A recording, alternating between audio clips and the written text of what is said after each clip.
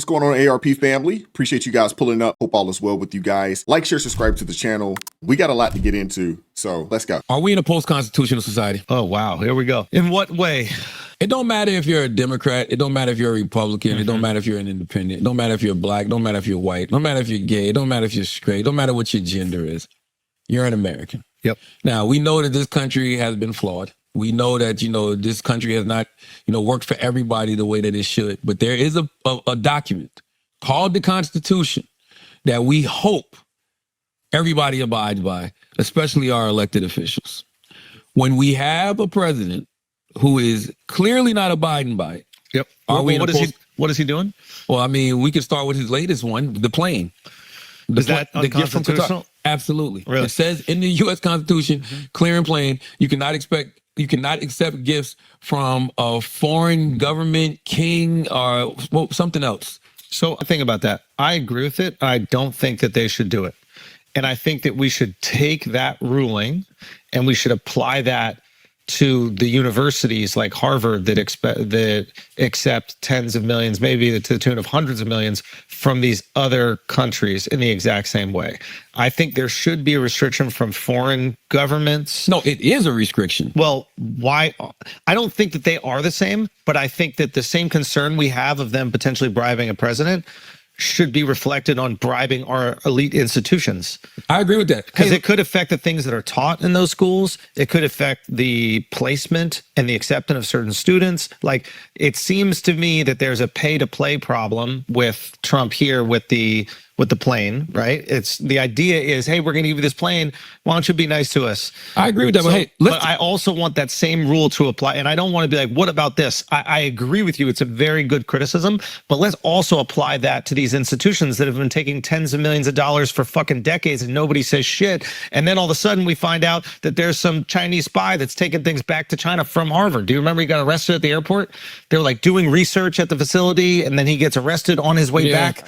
I might be butchering this, but what I'm trying to say is like that same thing should be applied across everything. Yes, but I'll tell you one thing. That is very light compared to a president of the United States of America taking that gift. And listen, forget the bribery. It's unconstitutional. Yeah. And it's a national security threat.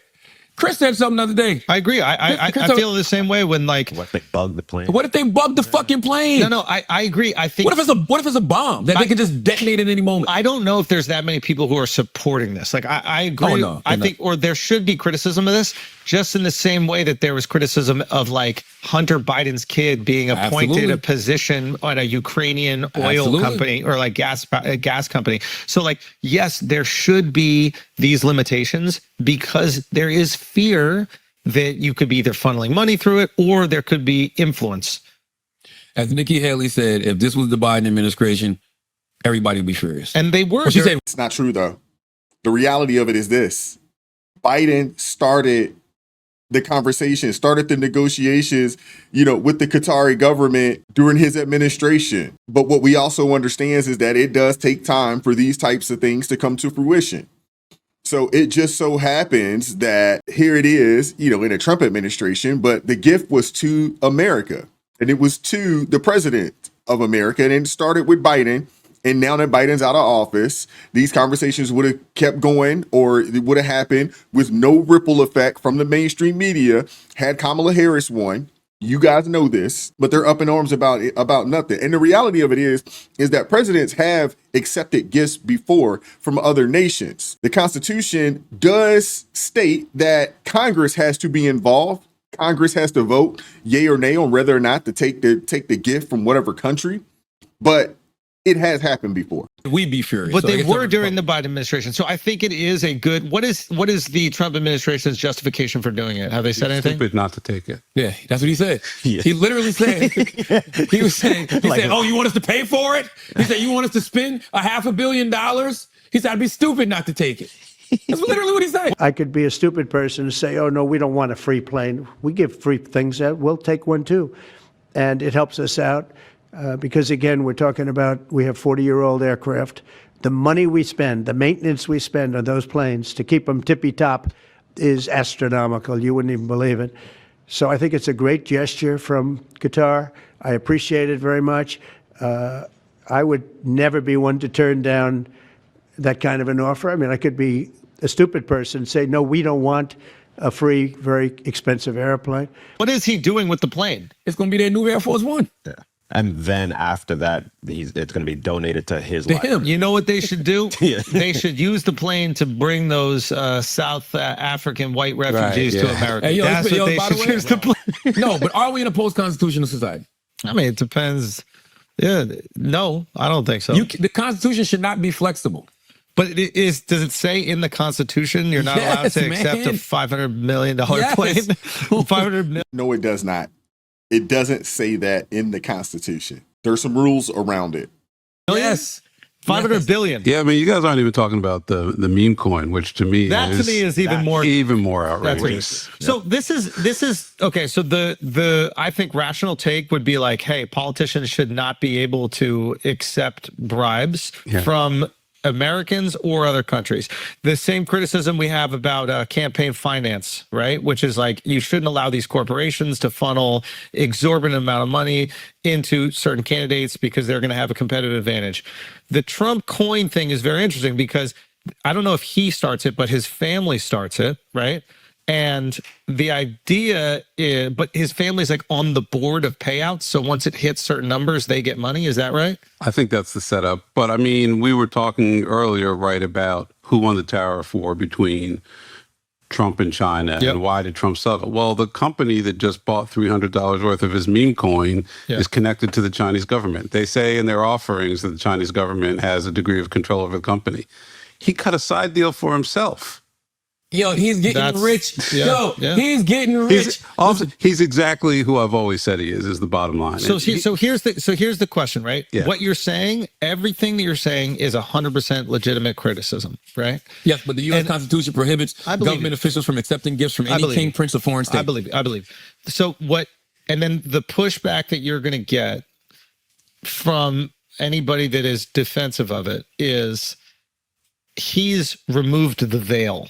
Meaning, this is what all presidents, right and left, have done. Right. The Clinton Foundation does the same. So the Clinton Foundation, when Hillary is the Secretary of State or something like that, I forget what it was, they were getting donations to the tune of like $50 million a year. I think Go back to doing it sneakily. Well, or 250. The second she stops being Secretary of State, they shut down the foundation. So some people go, oh, this was just a vessel to get influence within the administration. And what people say is back in the day, they did it sneakily. And what Trump is doing, he's doing it in your face. Like, for example, Nancy Pelosi trades with insider information for decades. We all criticize it. We say it's wrong. Trump goes, yo, Monday's going to be a crazy day. I'd buy some stocks if I were you.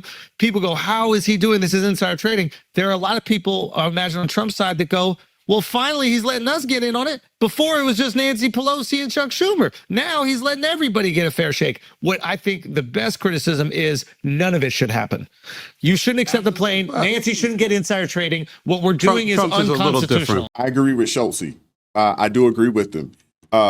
There should be no insider trading for anybody in Congress. If you're privy to information that the rest of us aren't privy to, you shouldn't be able to trade individual stocks. That's not something that should happen. Charlamagne misleading the people because he knows that the people aren't going to take that extra step and do a little bit of due diligence. Yes, it is against the Constitution for a president, but to accept gifts from other foreign kings or presidents or something along those lines. But the gift can be accepted on the behalf of the United States government. Congress does have to vote for it. And they do have to allow it. And what they still won't tell you is that these negotiations were already in taking place during the Biden-Harris administration. But yes, and look, you can say, why do you think Trump's a little different? Because she's using inside information that she has that's not available to the public to get these great tips or deals. He's manipulating the entire fucking market. To get what he wants. It's a bigger play. I mean, I wouldn't say he's manipulating the market.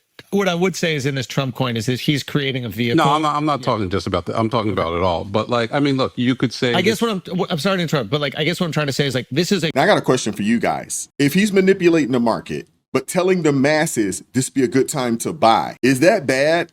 Or would you say if he manipulated the market, told only his people, they invested like crazy because they knew what was going to happen and they made tons of money, but yet but neglected to tell the masses which one's wrong. Because what Nancy Pelosi's doing, you know, in her, you know, there could be some manipulation there because she does have a vote, you know, on a lot of these policies and you know, a lot of these government contracts. She does have a say to an extent. You know, and the fact that she's privy to information, and now here it is, you know, she would go down as, you know, one of the country's greatest stock traders out there with a net worth of, you know, well over 100 million. Some people say $200-300 million. It's crazy. Great opportunity for us to reform the way people in positions of political power, right and left, are able to accept like legal bribes. And if we make it a partisan issue, then we'll just have bickering from the left and the right about, but your side does it, but your side does it. When instead that's why I don't think that's why we should all just go, yo, both sides That's do the it. Agree, but It's wrong. this is a guy whose biggest campaign You just got a boner platform. for Trump, bro. It's like he's doing the same shit they all do, bro. This They is- all no, do Hold it. on a second. Hold on. He ran on draining the swamp. Yes. That's his biggest fucking That is platform. true. Not the second Drain time the around. swamp. He's adding acres to the swamp. He's importing alligators. He's doing whatever the fuck. I mean, this is the biggest swamp you've ever seen. I would disagree because I think that I would disagree on what the swamp is. So what is the swamp?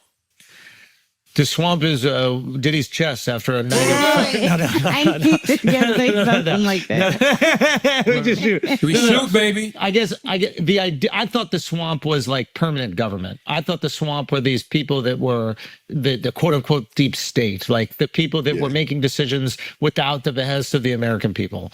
But that's Being what I thought funded the by swamp was. corporate entities The unelected bureaucrats. and the corporate money Maybe, that you yeah. can't see. So of course. technically, they're the biggest swamp. He's basically They're not listening to Congress. He got rid of the swamp and he goes, it's just me now. So if you Yeah, want exactly. Right. which That's right. we should also disagree with. Yes, they're not listening. They're not listening to Congress. Yeah. They're not following the Constitution.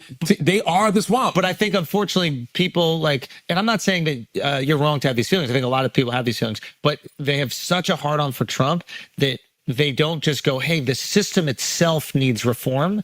And we should use this as an example, along with examples that past Republicans and Democrats have done to reform it all. I want that, but I also just simply want an elected official who follows the Constitution. Right. By the way, clearly you can do corruption in the guidelines of the Constitution. Unfortunately, we've been seeing people do that forever. But this is the person that's just saying fuck the Constitution. I don't want to turn on my Sunday morning news and see a president say he doesn't know if he has to uphold the Constitution. Yeah, I should. Even given those numbers that you're talking about, don't you need to uphold the Constitution of the United States as I president? don't know. I have to respond by saying again, I have brilliant lawyers that work for me, and they are going to obviously follow what the Supreme Court said. What you said is not what I heard the Supreme Court said. They have a different interpretation. Sorry, suspend Come on, habeas, whatchamacallit. They always take a clip, you know, and say, yeah, when you think about the question, you know, and what he was saying, it's not a sense where, you know, I don't know if I can uphold the Constitution. We got a problem. We had 20-some odd million people let over here illegally. They're trying to figure out how they can get these people out of our country quickly and safely without it costing us an arm and a leg. We're trying to figure that out. And yet, you know, yes, we have the Constitution, and to an extent, it may be in the way of us being able to do that. But what he is doing is standing on a campaign promise that was made to the constituents that, hey, we're going to do everything in our power to get illegal immigrants, especially those who commit crimes, those who are part of gangs, out of our nation. The large majority of us do not care. Habeas corpus. Yeah. Yes. And this is the thing about, like, and I don't want to seem like I'm defending because habeas corpus it's basically the right to hold somebody without charging them, Right. which unfortunately throughout American history we have done. FDR did it with the internment camps during World War II. Lincoln did it during the Civil War. It is like fundamental. Upholding habeas corpus is fundamental to the American identity. We cannot hold you without charging with you. Once we do that, it's a tyrannical dictatorship. So I 100% agree with that. To say that he's doing something that is novel or threatening potentially to do something that's novel or different than past presidents that we look at as heroes, as American icons, I Well, would the say internment is camps unfair. are definitely a stain. Pardon? The internment camps not at the time they were accepted. We look back now and realize that was outrageous. And it was a money grab. All this shit is a fucking money grab. What, the internment camps are a money grab? Yeah, man. The Japanese controlled the most fertile parts of California. All the places where we grow most of our crops now, those were owned by Japanese farmers. I thought the most fertile parts of California were Mexican women. Well, so yeah, I don't know if it was only a money grab. I think that there was like legitimate concerns about.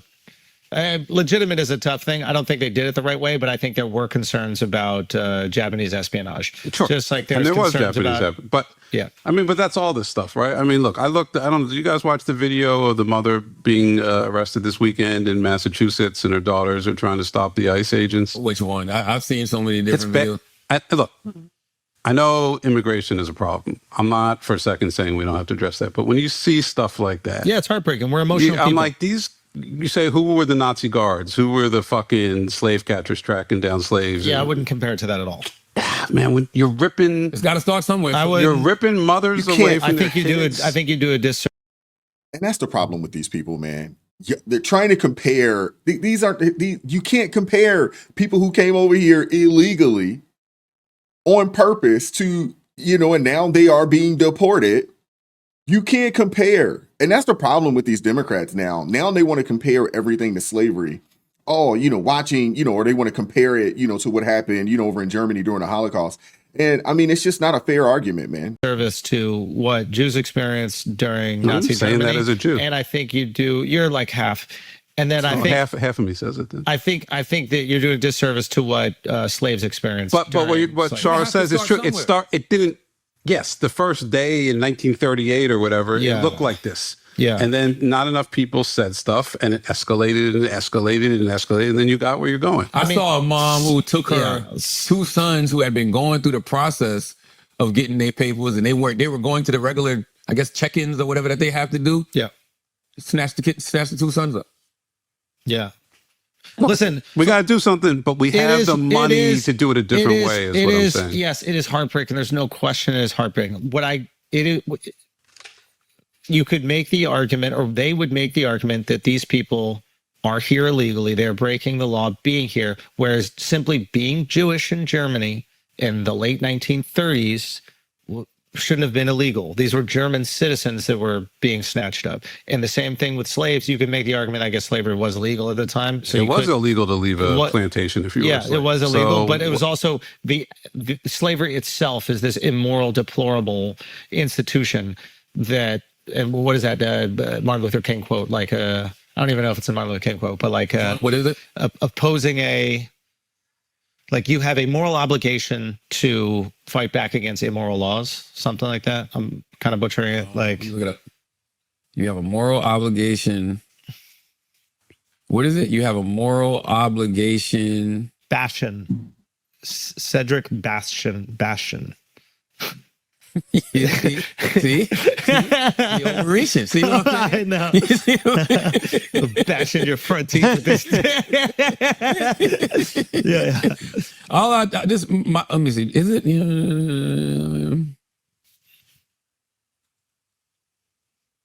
I'm an idiot. What? I typed in, you have a moral obligation to fight. And then I put MLK Jr. because usually when you do that, it'll pull up the quote and it goes, that statement, you have a moral obligation to fight MLK Jr. directly contradicts both historical context and ethical reasoning. Martin Luther King Jr. stood for nonviolence. Listen, here's the thing. I just want to know, are we in a post-constitutional society? Does the Constitution matter or does it not? We're on the edge. I think it's very scary. A week ago, last Sunday, when I'm watching the news and I'm watching Meet the Press and I just see him say he doesn't know if he needs to uphold the Constitution. It's like, what's the context? They were talking about the deportation stuff. And he was like, I don't know if I have to uphold the Constitution. And so then she asked him again, is it the president's job to uphold the Constitution? He's like, I don't know. Listen, he has to realize that saying a statement like that is incredibly dangerous. So he could go, well, I didn't exactly mean it like that. The reality is it doesn't exactly matter how you meant it. You said a statement that people are going to not need to look into the intention or context of. You shouldn't say, I don't need to uphold the Constitution. And he said it before on the campaign trail. He was like, no, this was the 2020. Terminate the Constitution to overthrow the results of the election. It's just we're in, I mean, look, as someone who's followed politics for 40 years very closely, if any president had said anything even hinting at that in the past, it's over. That's what I'm saying. Who can? It's Like, a disqualifying event. Like, you're out. you know what I That's have not faith true in, though? because they did it. Like Lincoln did it. FDR did it. So it's like whether you say it or not. Well, they you would did say it. FDR did it in wartime, right? So it's okay then. Well, I don't think it's okay, but that would be the argument. And what Trump is saying right now is within the context of illegal immigration. And I'm sure that's how he would frame it. Well, it's in the context of illegal immigration when you had a previous administration who allowed 20 to 21 million people or 10 to 20 million people come over here illegally. You know, they're committing all types of atrocities. They're sucking up a lot of resources. You know, they're really being a drain on society to an extent. So, you know, when one says, hey, we want to do everything that we can to get these people up out of here, you know, and in the midst of, you know, people will say, oh, you're willing to usurp the Constitution. And honestly, I think some of these things, you know, need to go to the Supreme Court, and there needs to be some adjustments, you know, within that Constitution there, you know, because times have changed a little bit, right? I'm saying is This playing shit ain't in the context of nothing other yeah, than but I what I'm wanna saying is inject. with him, he's always testing just to see what he can get away with. Yeah. Let me try that. Oh, Yeah. no pushback? All right, let me go 4 more steps. This is why it's so dangerous. This is why you have to keep bitching and yelling. This is why people have to keep saying stuff. I will say this though, situations like this give me faith in people. And I tell you why.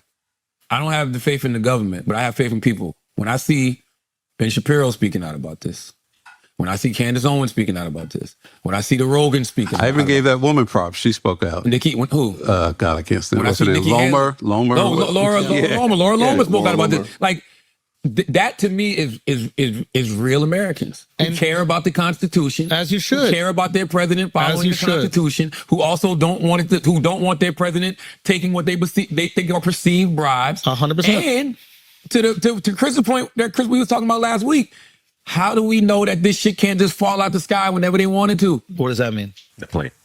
They gave them a plane. They might. yeah. Yo, It's like, oh, you're stupid if you turn down a gift. Tell that to the Trojans. All right? Yeah. Because, Well, not the Trojans, but I mean, yeah. well, the I know Trojans what got the gift from the Greeks. He's getting the gift from the Greeks. Oh, I thought the Trojans were in the horse. That's why it's the Trojan horse was gifted. No, I thought the Trojans controlled Troy, Yeah. and the Greeks gave the horse, Oh, wow. and then they were hiding gift. inside the horse. There's also a chance I completely reversed that. But regardless, Right. they're giving him the shit. The best case scenario is it's a bribe for policy. Yeah. The worst case That's the scenario best is the same case. people who fund organizations like Hamas and Right. other terrorist organizations. Which just is give also you a why bomb. Shapiro and Lomas are so. Well, that's why against it. Shapiro cares Yeah, about I it. He mean, doesn't give a fuck for any know, other reason I know. besides the fact that Qatar is, it's like, Back to the original question. Is this good for President Trump? Is it good for his agenda? Is it good for draining the swamp and getting things done? The answer is no, it isn't. It isn't. If you want President Trump to succeed, this kind of skeezy stuff needs to stop. that's the thing when it's like, whatever. It doesn't matter. It's like sometimes you're going to agree with somebody on something like which I absolutely agree. You should not be accepting it. You shouldn't set a precedent that we just accept gifts and that you could potentially get influence for that. Now, we need to make sure that we do this with all forms of government, like when these corporations and these pharmaceutical companies do the exact same thing with every single senator and congressman. To a lesser extent, they are also bribing them, right? They're in the pockets. We make this criticism all the time. So like we have an ugly system set up with our elected officials, and we need to clean that up. And I think this is like a glaring example. And when people showcase that they are upset about it, and I'm not just talking about just media figures. When I'm talking about like the people like if Trump feels like his constituents are pissed about this, he will back off because he listens to what they care about. If he goes, my people don't really care, he won't. But if his people are pissed, he will back off. And I think that's an important thing to understand about Trump. It's the tariffs, he kind of held fast, and everybody left, right, center were all saying this is a bad idea. Stop this. I actually don't think. No, he didn't hold fast. No. I don't think left, right, center. So I think that a lot of like rich media figures were saying it because they were basically like looking at their portfolios and seeing that the stocks were dipping. And I think that like the working class Americans that were supporting Trump were like, I don't have money invested in the market. I don't give a fuck if those rich people lose money. What I want is manufacturing to come back over here. And he says manufacturing's going to come back here if we do this tariffs. And I don't think it lasted long enough for the shelves to be empty. If the shelves got empty, then you might see his people being pissed off. But the shelves didn't get empty. Inflation has gone down. And it looks like these other countries are starting to negotiate, and then that's not what Trump cared for in that moment. What he cared about in that moment, the stock market crashing is what would make him move. But I actually don't think he was that worried about that. Oh, I do. I think because those are people he cares about. I don't think he cares about them that much. I think that's the biggest illusion. I don't think he cares about them. I think here's the thing. You might be right, because he damn sure don't care about the common man either, the working man. You know who Trump cares about? The Trumps. Okay, that's who he cares about. I'm not even sure he cares about them, to be honest. He cares about Trump. I think and with that being said, I mean, hey, Andrew Schultz every time just kind of kept coming back and refuting the foolery that was coming out of Charlamagne's mouth. We know what time it is with him. We know that he's a Democrat operative. He is a shield for the Democrat Party. His job is to keep black people on the Democrat Party by any means necessary. That is his job. You know, I get it. And I get, a lot of people that have concerns, when it comes to the Constitution. I am a constitutionalist. I am one that believes in that document. But I also understand that when you find yourselves in positions of power, whether you own an organization, you're a CEO, you own a business, you have people that work for you. Even as you get to the presidency, you have a fiduciary responsibility to take care of your people, take care of the shareholders. We as Americans are the shareholders of this nation. And the president has a fiduciary responsibility to make sure that we are good. And if that means you got to push a little bit on the Constitution to do what the people, what the masses put you in office to do, which is to close the border and get the illegal immigrants up out of here. The other thing that we heard was that, hey, manufacturing and some of these other companies, they're going to start coming over here and doing business here. We understood that, hey, there's going to be a little pain. We understood that there are going to be some things that aren't going to look great.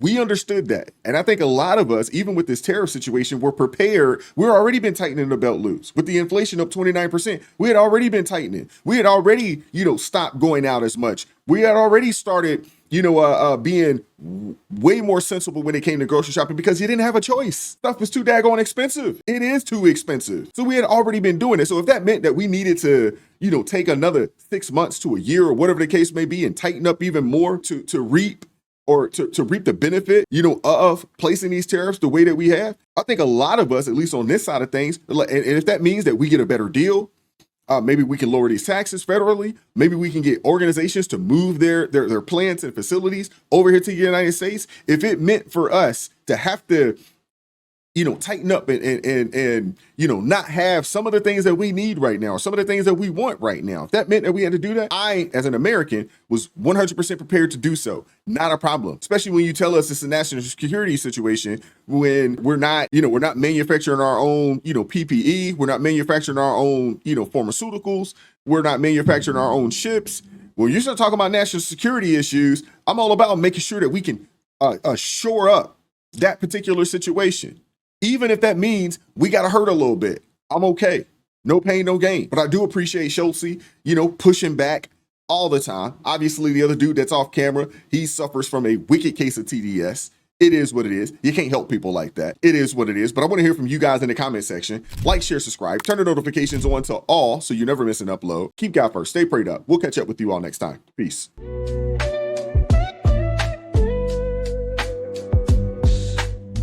Vibes so